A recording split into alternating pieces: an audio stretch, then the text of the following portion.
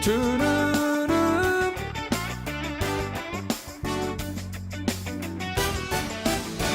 Estoy siguiendo a Jesucristo. De este camino yo no desisto. Estoy siguiendo a Jesucristo. Atrás no vuelvo, no volveré, no volveré, no volveré. Vamos a aplaudir al Señor Jesús. Con Jesús siempre acertamos. Con Jesús no existe la mínima posibilidad de que usted se equivoque. Y cuando tengo a Jesús a mi lado, cuando usted está en la palabra y cuando usted está aplicando lo que Jesús le dijo. Vean en San Juan, capítulo 15, y mire lo que Jesús dijo aquí, y es muy importante. Capítulo 15, versículo 7. Jesús dijo lo siguiente: esto lo debe tener siempre en mente y decir, voy a buscar y a tener esa bendición. San Juan 15, 7. Si permanecéis en mí, y mis palabras permanecen en vosotros, pedid todo lo que queráis, y os será hecho. Dios mío, Él no niega su palabra. El cielo y la tierra pueden pasar, pero sus palabras nunca jamás, bajo ninguna hipótesis, pasarán. Entonces usted que ya está hace mucho tiempo en la fe o que está comenzando ahora, aprenda. Nosotros tenemos que estar en Jesús. ¿Y cuándo es que estamos en Jesús? Cuando nosotros creemos en aquello que por la palabra Él le dice a nuestro corazón. ¿Cuándo está usted conmigo? Usted está conmigo cuando yo digo algo y usted lo cree. Si está a mi lado, pero no cree lo que digo, se queda dudando y no lo cree, usted no está a mi lado. Dos no andan juntos si no hay mutuo acuerdo. Entonces Jesús dijo, si permanecéis en mí, y mis palabras permanecen en vosotros. Mire, puede estar seguro. Usted está en lo que Él dijo y lo que Él dijo está en usted. Es como un casamiento. Todo lo que usted llega a pedir, a determinar, a apropiarse, Jesús le dijo que le será hecho a usted. Pero ¿y si no lo hace? Él va a tener problemas el día del juicio. Él va a bajar de la silla de juez y va a pasar a la silla del reo. Pero eso nunca va a ocurrir. Él es la verdad, hermanos. Él es todo lo real que existe en la vida y solo existe Él como verdad. El otro es mentiroso, es falso, engañador. Nunca estuvo en la verdad y jamás lo estará. Y en esta reunión Dios puede bendecirlo. Ahora vamos a la segunda carta de Pablo a los tesalonicenses, que es nuestro estudio de estos días. Estamos en el capítulo 1. Segunda a los tesalonicenses, capítulo 1, versículo 11 y 12. Yo siempre digo lo siguiente, hermanos. Un culto puede ser maravilloso, pero si no existe la presencia de la palabra, la predicación, y usted no entiende, no hubo razón de existir. Entonces es preciso ver eso. Estoy hablando de nuestra iglesia, de otras iglesias no tengo nada que ver. Usted va a la iglesia de la gracia y el pastor solo cuenta historias. No abre la palabra, no predica. Usted puede decir, pastor, este culto no tuvo razón de existir. Hay que estar en la palabra de Dios, llevar la palabra, porque cuando falta la profecía, dice la Biblia, el pueblo se desenfrena. Entonces nosotros tenemos que estar en la casa de Dios, siempre. Vamos a la segunda a los tesalonicenses, capítulo 1, 11 y 12, son los dos versículos. Por esta razón también oramos siempre por vosotros, para que nuestro Dios os tenga por dignos de su llamamiento y cumpla todo propósito de bondad y toda obra de fe con su poder. Así el nombre de nuestro Señor Jesucristo será glorificado en vosotros y vosotros en Él, por la gracia de nuestro Dios y del Señor Jesucristo. Entonces aquí ya lo expliqué en 2 cultos, este es el tercero. Que Pablo dice, nosotros oramos siempre por vosotros. Él siempre estaba orando. Entonces era una cosa importante, hermanos. Primero por esto, Pablo no lo puso aquí para que conste simplemente, o sea, Le faltaban palabras y puso eso. Él sería irresponsable. La Biblia es la palabra de Dios. Y el Espíritu Santo mandó que él hiciera eso y después lo escribiera. ¿Por qué él siempre oraba? Porque son tres cosas de fundamental importancia, que hoy nosotros tenemos que entenderlas y hacer de eso la meta de nuestras oraciones. Dios mío, yo necesito esas bendiciones. 3. La primera ya la vimos aquí. Para que nuestro Dios os tenga por dignos de su llamamiento. Y yo expliqué lo siguiente: nuestro llamamiento no fue por casualidad. Dios lo preparó. El hombre estaba en manos del diablo para siempre, se iba a ir al infierno. Dios preparó los eventos, plantó la semilla en la Virgen María, nació Jesús, el Hijo unigénito de Dios.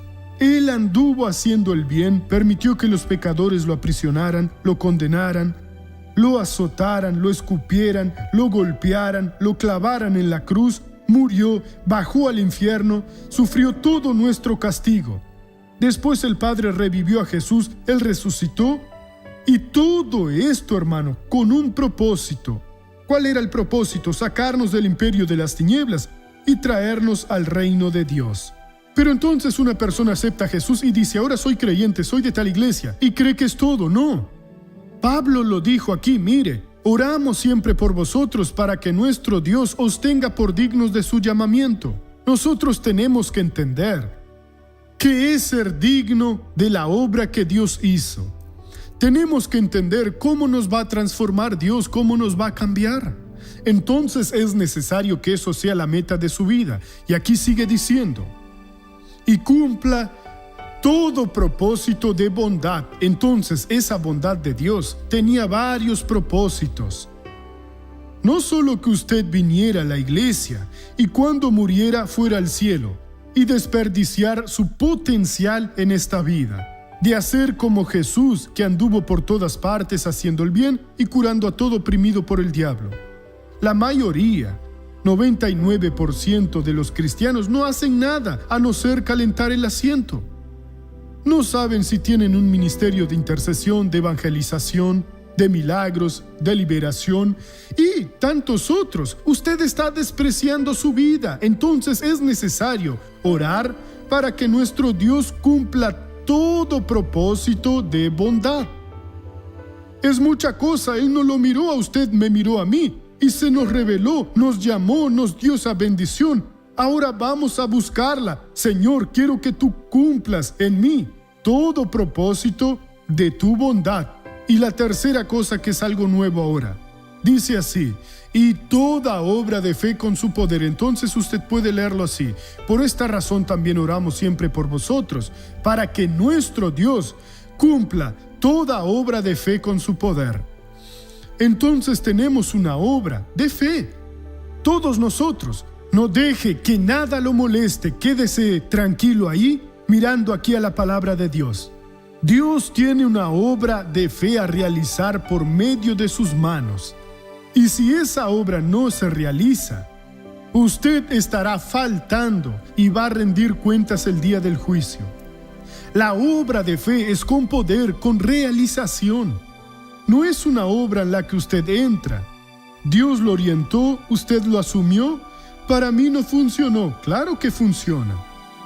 Cuando Dios le da el llamamiento a una persona, este llamamiento es igual a cualquier otro. Dentro de ese llamamiento están todas las herramientas, está el poder necesario. Usted tiene esa apertura en los cielos. Usted es la autoridad sobre ese ministerio que Dios le dio a usted. Y usted puede orar, es intercesión. Alguien le pide: ore por mí. ¿Usted quiere que yo ore por usted? Realmente sí. ¿Por qué quiere que ore por usted? Porque la mayoría dice: ore por mí, hermano, estoy orando por usted, y son dos mentirosos. Uno no está pidiendo oración y el otro tampoco. No, esto es algo serio. Usted me está buscando y me está pidiendo que yo utilice mi tiempo en usted. Mi tiempo es valioso, pero en este caso, cuando se lo doy a Dios, es gratis.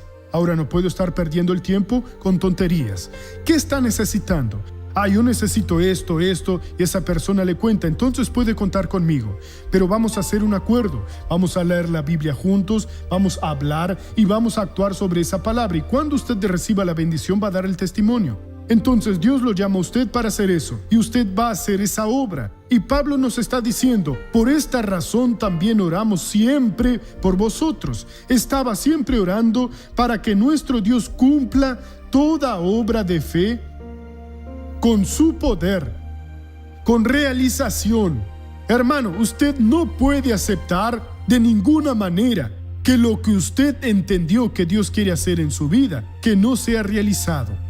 Eso es el llamamiento de Dios, que puede ser muy diferente de mi llamamiento, o puede ser incluso igual. Yo hago mi parte y usted hace su parte. Entonces yo tengo que buscar de Dios esta autoridad, ese entendimiento, esta gracia, para que Él cumpla con poder la obra de fe que Él me dio a realizar.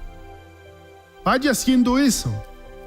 Es una intercesión por su familia, por el marido, por la esposa, por el hijo, por el padre, por la madre, por alguien. Vaya, es una obra que usted va a hacer y es de fe. La fe lo va a dirigir. Hay días que se puede despertar de madrugada, otro día durante el día le puede tocar el corazón. La obra es de la fe, no es suya, no es del entendimiento, no es de la capacidad del hombre, no es del deseo del corazón del hombre, es de la fe. Es lo que Dios dijo. Usted va firme, determinado a vencer, y escríbalo. Usted vencerá en el nombre de Jesús. Amén. Vamos ahora a la novela de la vida real.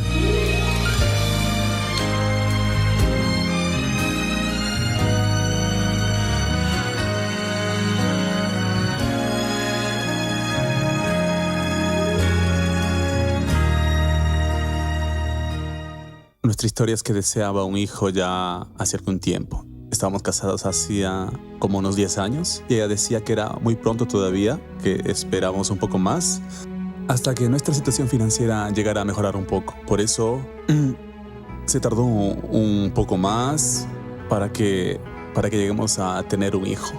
Mi marido deseó siempre tener un hijo más. Yo siempre esquivaba el tema, ¿sí? Y el día en que lo decidí, paré de tomar los remedios y no le dije nada. Me hice un examen de sangre, en fin, e indicó que estaba embarazada. Sentí que la noticia me había renovado. Ya que al principio no lo creí, realmente me convenció, me mostró el examen que se había hecho. Fue una alegría inmensa. Los 3 primeros meses fue todo normal. Los latidos estaban normales, el crecimiento todo normal. Hasta que sintió un dolor y sintió un sangrado. Entonces la llevé al hospital y el médico solicitó un ultrasonido más y nos llegó la mala noticia que nuestro hijo estaba muerto. Yo ya me puse a llorar, me desesperé. Las consecuencias, que tendrían que extraer el útero a mi esposa y no podría tener más hijos. Y me dijo el médico que mis sueños, que tendría que olvidarme de mis sueños. Pocas posibilidades, sí, de embarazarme. Había que raspar y extraerlo entero y tendría el mismo problema, porque tendría que eliminar el problema que tenía con un tratamiento. Y olvidarse de los sueños es difícil. En la 3ª internación de mi esposa fue cuando dijo el médico que ya no había solución, que tendría que olvidarme de mi sueño. Yo no sabía a dónde ir, a quién recurrir. Había pasado por 4 médicos distintos y que una persona que estudió le diga eso a uno termina por querer desistir de sus sueños. Fue en ese mismo día que el médico intentó quitarme ese sueño que tenía. Fui a la tienda de mi cuñado y allí lloré y lloré mucho, porque no quería demostrarle a ella para que no sufriera más. Salí de la tienda, era como unas 6 de la tarde. Y adentro del autobús, conversando con Dios, le dije: Dios, ¿por qué está sucediendo eso conmigo? Y fue cuando Dios me dijo que estaba buscando ayuda del hombre. Y cuando llegué a casa, oré a Dios. Le dije que Él sabía cuáles eran mis sueños, mis planes, que deseaba tener un hijo más. Me dijo que debería estar en paz, que me ayudaría. Cristina recibió el alta y llevó los exámenes a otro médico que analizó la situación. Él agarró los exámenes de los otros médicos. Preguntó lo que sucedía. Le expliqué que los médicos habían dicho que ya no había una solución, que había que extraer su útero. Y él agarró el resultado. Incluso se rió y dijo que eso era un caso tan sencillo de solucionar, que era posible solucionarlo con un tratamiento específico. Y vi que Dios estaba actuando. Y vi que Dios había empezado a darnos una respuesta. Con el transcurso del primer mes empezamos a notar una diferencia. Del cuarto para el quinto ya no tenía más hemorragia. El médico me dijo que sí, podía embarazarme, que podría porque mi útero ya estaba limpio, ya no había nada más. El médico nos dio el alta para que tengamos a nuestro hijo. Fue un martes y pasó un mes, resultó que estaba embarazada. Pero dijo que deseaba seguir acompañando el embarazo hasta los 4 meses. Y después de esos 4 meses, desde el principio de los 4 meses hasta los 9 meses, fue todo normal. Todo fue una bendición de Dios. La victoria de mi vida, una bendición. Vino con mucha salud, alegría para toda la familia. Vi mi sueño realizado. Vi que Dios puede muchas cosas. 4 médicos dijeron exactamente lo mismo, pero Dios dijo que no sería así, que sería de la forma que Él deseaba. Fue cuando vi que Dios mostró a una persona para ayudarnos. Fue un hombre que nos ayudó, pero sé que fue porque Dios lo providenció.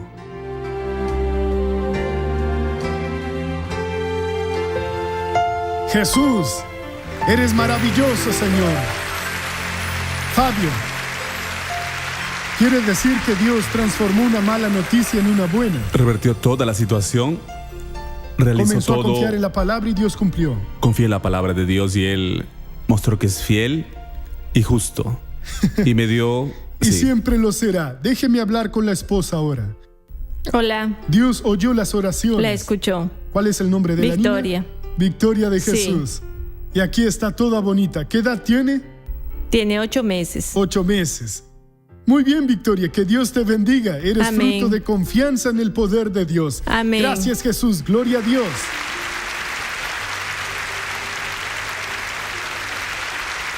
Vamos ahora a la primera pregunta. Doctor, ¿por qué actualmente existen tantas guerras? La guerra es una cosa que siempre existió, hermanos, y siempre van a existir. Yo no sé, es la voluntad del hombre de tomar algo que es de otros y qué sé yo qué más. Existen las guerras internas. La verdad es que quien provoca las guerras es el demonio que aún no salió de circulación, pero un día va a salir.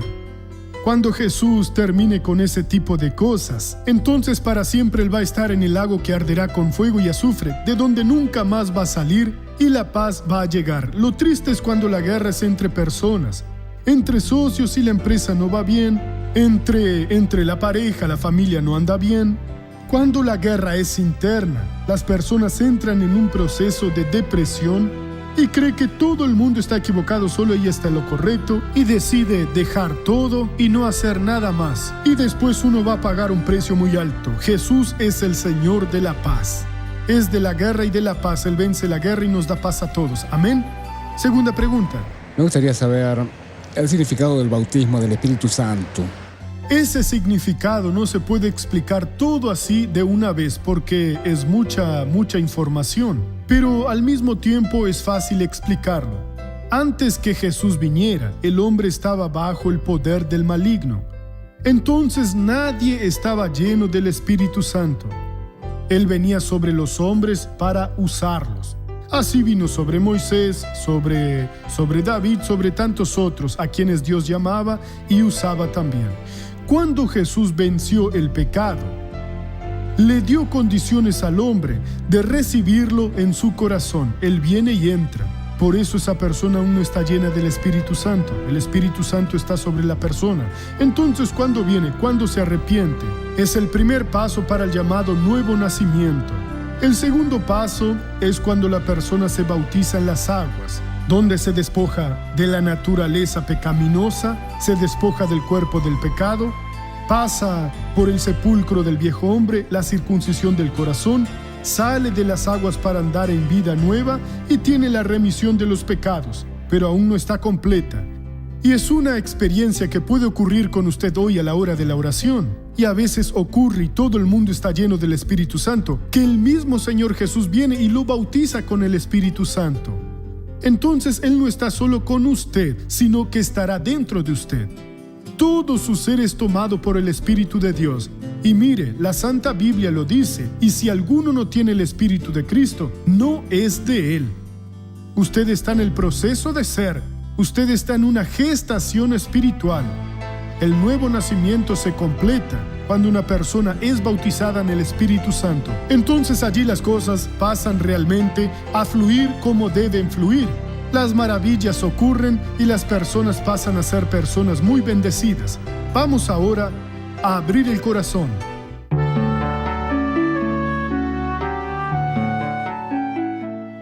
Enfrento muchos problemas en mi casa y necesito de ayuda. Mi marido siempre fue muy trabajador, pero hace 4 años que sufrió un derrame y depende totalmente de mí. Además, la vida de mi hijo está muy desordenada. En nada logra realizarse. No entiendo por qué eso sucede con mi familia. Doctor, ¿qué debo hacer? Yo le pregunto, ustedes son practicantes de la palabra de Dios. Ya vimos tantos testimonios de personas que tuvieron el mismo tipo de probación, pero estaban firmes en la fe, oraron y Dios venció esa crisis. Hermano, cuando nuestro cuerpo está fuerte, ni un resfriado nos ataca. Todo el mundo está resfriado, con conjuntivitis, con esto, y nosotros pasamos y parece que esa persona es de otra raza. Y ahora cuando está débil, y si estamos muy débiles somos los primeros a tener todo. Hay personas que todas las semanas están resfriadas. Espiritualmente es lo mismo.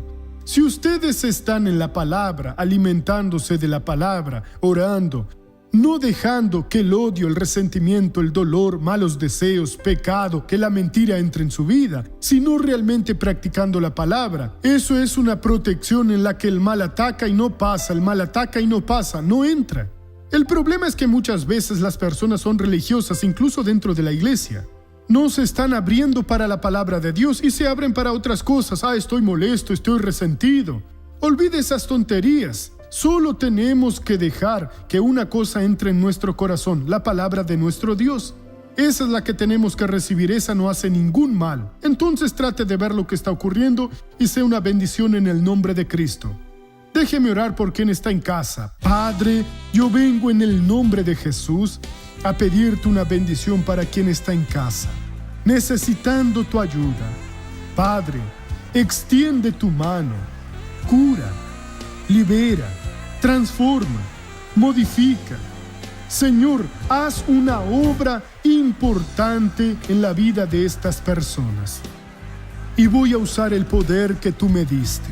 En el nombre de Jesús, yo uso tu autoridad para detener a los espíritus de la enfermedad, de perturbación, de sufrimiento, de puertas cerradas que están actuando en esas vidas. Y digo, salgan en el nombre de Jesús. No volveré.